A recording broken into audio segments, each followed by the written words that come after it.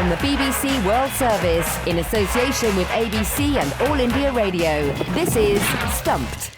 Hello and welcome to Stumped, your intercontinental hit of news, features and debate from the quirky world of cricket.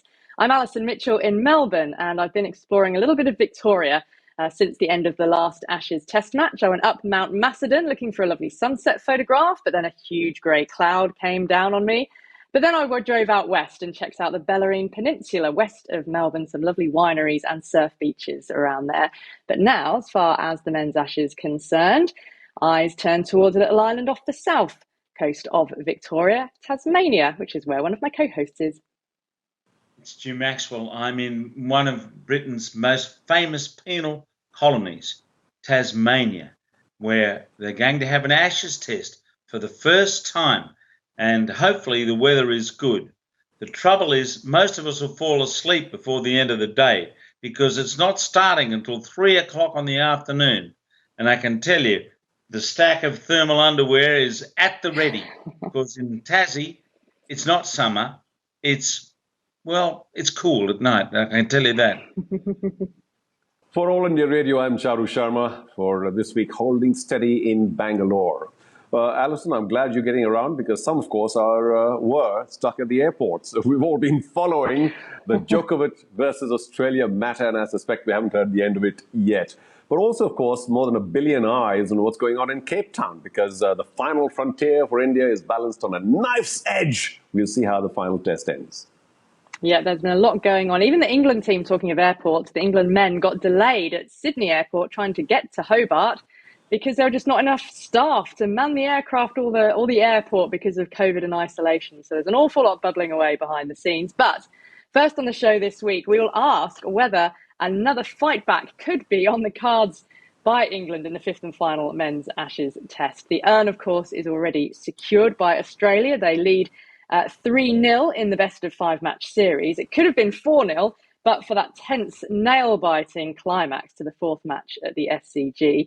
When we saw England's Jimmy Anderson and Stuart Broad helping England bat out that last session on that final day, it earned them a draw, restored a little bit of pride, and it was nail-biting for sure. Jim, you were at the SCG. I was stuck in a studio commentating off tube, as they say, but just describe the atmosphere from actually being in that historic ground with Australia striving for the victory. Well, yes, it was a kind of perverse reverse irony that two of England's greatest bowlers, certainly in combination, should be out in the middle of the SCG trying to save the game with the bat. And Anderson really had the experience, didn't he? He's 103rd not out. And he did it easily. So it was a good moment. It was a tonic for England, and it was a boost for the series, which had been one-sided for the first 3 tests, to see England fight, even though Australia declared twice and set the game up for another win. Well done, England. They played with the spirit that's been lacking throughout this series, and hopefully that continues. But there were over 10,000 fans there on the last day. They all got their way in with a gold coin donation for the McGrath Foundation, which raised a fortune over the course of the match. So the atmosphere throughout the game was spot on for Test cricket. And, having watched games from South Africa around the same time and still, where there's no one in the ground, it was wonderful to have a crowd to create the atmosphere. So well done. Another great match for the continuity, the sustenance, I would say, of Test cricket. Yeah, I think there's a case, isn't there, for just sort of discarding the scoreline as it is and starting the series now, because England clearly had their warm-up matches. They had the first 3, and now they're just about getting into the groove. We've talked, haven't we, about that lack of preparation that they've had. But Cherry, when we talk about this match, it's a day-night match. England famously got their selections quite wrong for the Adelaide day-night match, the other one in the series. And now they've got a lot of decisions to make over injuries. And we could see Ben Stokes playing as a batter only, troubled by the side strain. So that creates some more questions, doesn't it, about how to balance the side once more?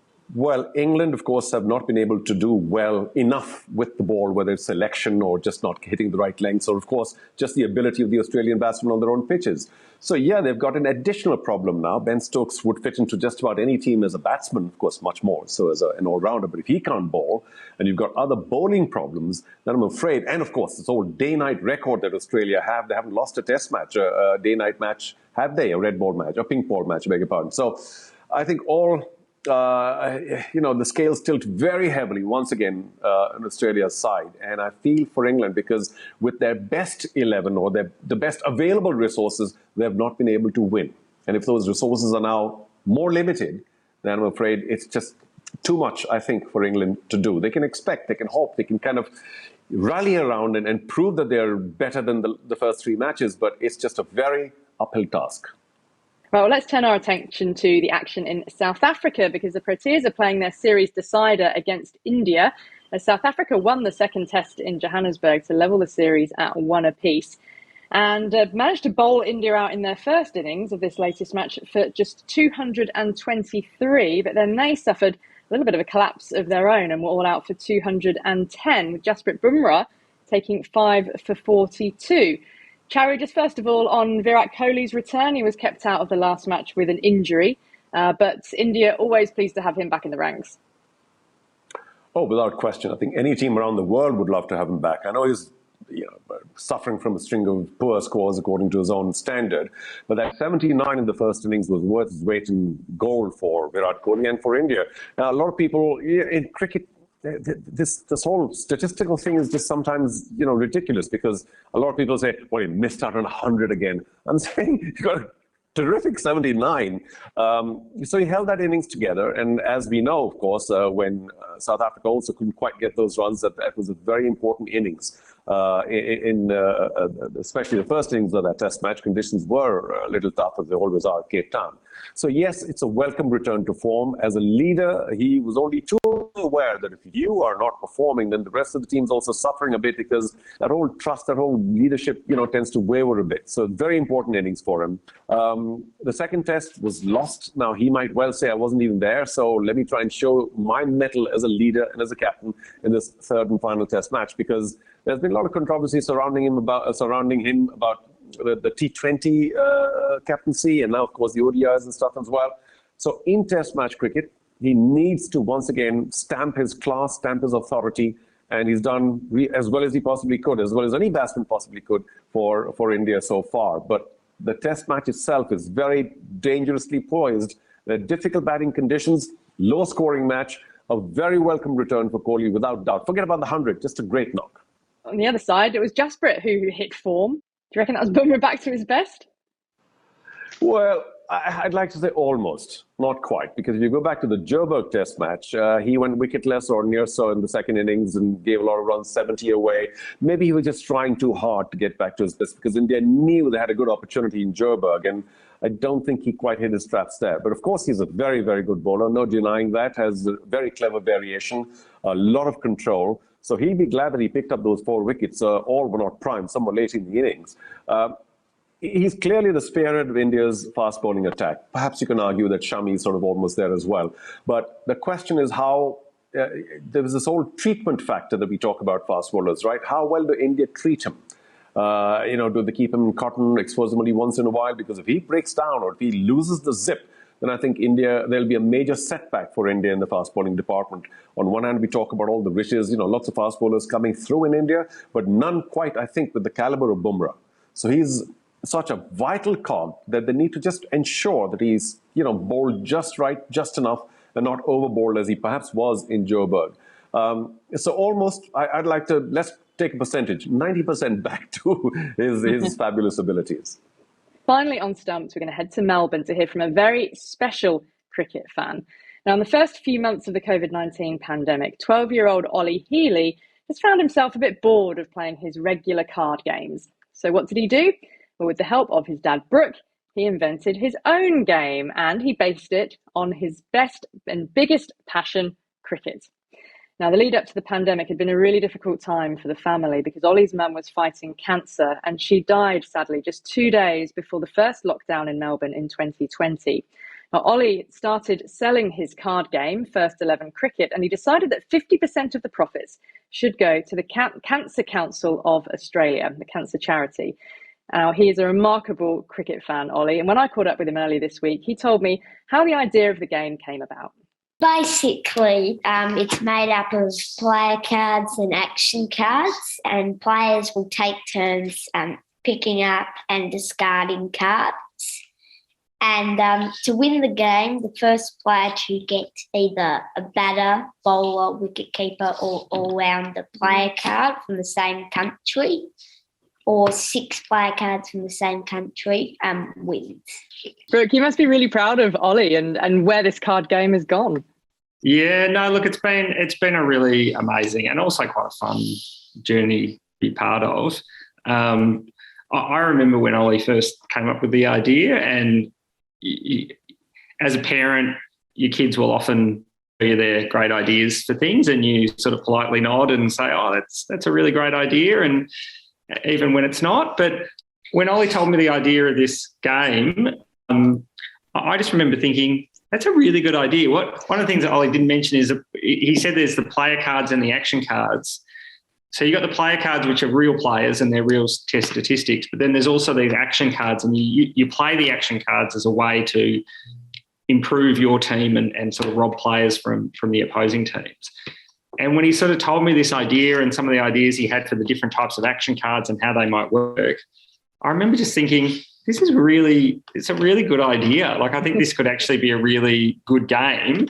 I sort of said, why don't you go and give it a try? So then he then spent so many hours, in his room with his cricket books, trawling away through all the statistics and trying to decide on which, would be the top 4, because each country has 4 batters, 4 batters, 4 bowlers, 2 all-rounders and 2 wicket-keepers for each country. And you had to choose sort of the best 4 batters, the best 4 bowlers, sort of 2 wicket-keepers and 2 all-rounders from throughout history, and it covers all eras of cricket.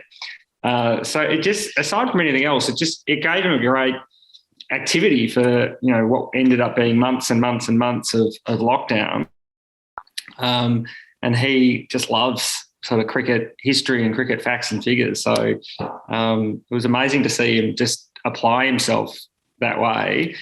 And then for it then to go from, I guess, concept to design to then completion, and the finished product that looks and plays every bit like something you'd get in a game store is amazing. I just think it's amazing. So how did you actually make that step from what was Ollie's idea in his bedroom and some notes to actually having it made into a proper card game? How many was our initial print run? 250. 250 decks. And the idea was to sort of sell that to, family and friends in the lead up to Christmas. And we just got such an amazing response. I think they sold in about 4 days, the sort of 250 cards, just when we sort of put it out. A friend helped us put a website together so that people could order it online. And it went out, and then people then were getting back to us, people who I think had just initially bought it to sort of be supportive, but who had then played the game and said, this is a really good quality game. You should try and do more with this. Yeah. So it sort of steamrolled from there. So when did the idea first come about that actually with these profits, there was something, a force for good that you wanted to put them towards, and one that's very close to your heart? Well, that was pretty much from the start, wasn't it? Yes. Yeah, I think that was always a driving force. The minute we had the idea of making these to sell, the idea of using it as a way to raise money for the Cancer Council, the sort of two went hand in hand. Ollie and his sister have both done a few other sort of fundraising efforts before. Ollie's always been pretty entrepreneurial. He had an ice cream making business for a while there, where we got an ice cream making machine secondhand on eBay, and Ollie was making litres and litres of ice cream and going and selling them door to door. Do you know how much you've managed to raise already for the charity? Around about $10,000 or $11,000 at this point that we've raised. It's fabulous. So, Ollie, anybody listening, if they're thinking about getting a pack of cards, but they're maybe not a particular cricket fan, do you need to understand cricket in order to play the game? No, it's cricket themed, but it still works for people who don't like cricket. Like your sisters. Yes. So tell me, to finish with, is there where else can your game go? Can you expand it? Can you do, I don't know, women's cricket, or have you got plans for another game? Yes, we have been thinking of doing a women's cricket version and maybe adjusting it for different sports. Oh, yeah. That sounds exciting. Maybe AFL or soccer. Brooke and Ollie, thanks so much for speaking to us. Oh, just briefly, Ollie, tell me about the dog that we can see in the camera, and the name of the dog. Yeah. Hang on, I'll just get Sachin. Sachin, come here. He's the one. Sorry, I've been a bit distracted by this, our puppy. What's the puppy's name, Oz? Sachin, after the cricketer, Sachin Tendulkar. So brilliant. As I was saying before, no surprises as to who named the dog. In fact, the dog was named about 3 years before we got the dog. That was locked in. It didn't matter. That was the one thing that was not in dispute. Well, that was Ollie, Brooke, and Sachin. Charu, I knew you would enjoy that. I could see you throwing your head back with laughter when you heard the dog's name. What a little champion! Well, yeah, I hope Ollie, that is. I hope the great Tendulkar doesn't mind. But imagine somewhere in Australia, in Melbourne, somebody goes out on the street and says, "Sachin, come back." Who knows? But yeah, it's a lovely story, and where will we be without the imagination of youngsters? Well done, Ollie. I feel for you. Condolences to the family, to the mother. But I'm so glad he utilized his time well, unlike so many other youngsters out there. Ollie. Yeah, and I love the fact, Jim, what he was saying about, his sisters really loving the game and finding that they actually knew a bit about cricket without actually being into cricket. Yes, I love the imagination. It reminds me of French class. I didn't like French, and I had 2 pencils, and there were 6 sides to the pencil, right? And one pencil was 6, 4, 3, 2, 1, out. The other pencil was bowled, caught, LBW, stumped, run out, or not out. And I used to play with these during French class. And when I was at home, he was talking about the ice cream. I like that. I used to make passion fruit milkshakes, but no one ever bought them. I had to drink them all. Well, that's all we've got time for on this week's Stumped here on All India Radio. Don't forget, you can follow us on Twitter. We're at BBCWS Sport.